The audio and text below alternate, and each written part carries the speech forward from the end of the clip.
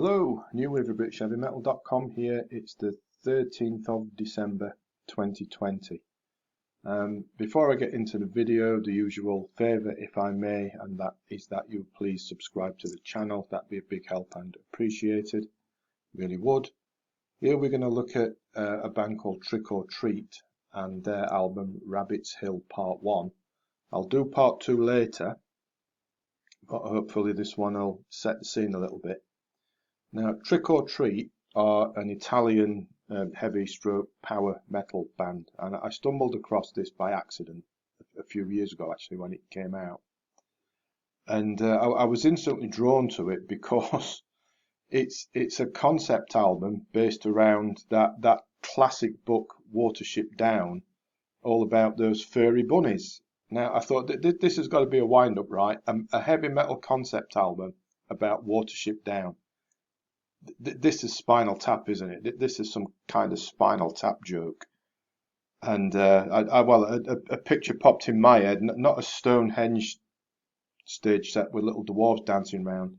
I pictured a rabbit warren and Mick Shrimpton drum solo whilst he's wearing a rabbit's head, a bit like Albert Bouchard from Blue Oyster Cult used to do when they played Godzilla in the old days.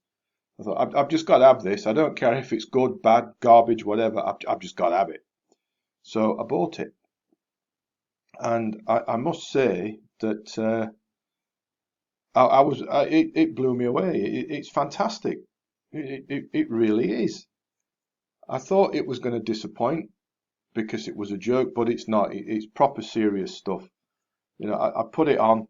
There's a little intro, and then bang, we're into Prince with a Thousand Enemies.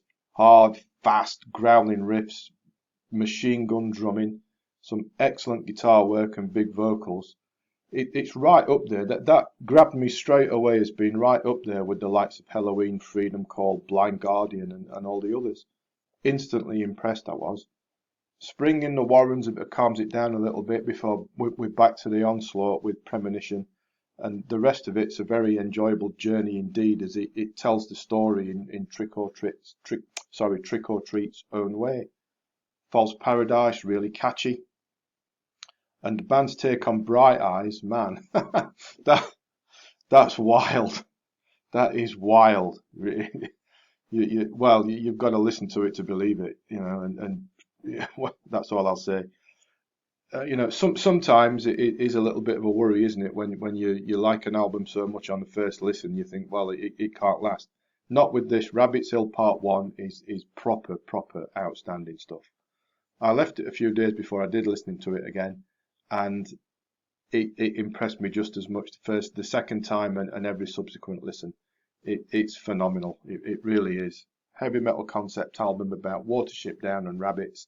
That works and is fantastic. It really is. I mean, Trick or Treat, they've come up with something special here. It really has. Whether you like your Eurometal or just good stuff in general, Rabbit's Hill Part 1 is good. And Part 2 is just as good. I'll probably review that one a little bit later today, because listening to the two back to back is fantastic. The CD appears to be probably out of print now, but it is downloadable from Amazon, so I've put a link underneath in the description to the Amazon music download stuff. I don't understand all that jiggery pokery. I prefer a CD, but I've looked on the band's website and it appears that there are still CDs that you can buy directly from the band, so I've put a link underneath to that as well, so you've got a choice. And also, as usual, there's a link back to the blog post. I really would encourage you to check this out. It's remarkable stuff. It really is. Not just the concept, but how they've delivered it. So do check it out. I'll get round to Part 2 a little bit later today and put that up. And in the meantime, thanks as always for watching and listening, and do take care.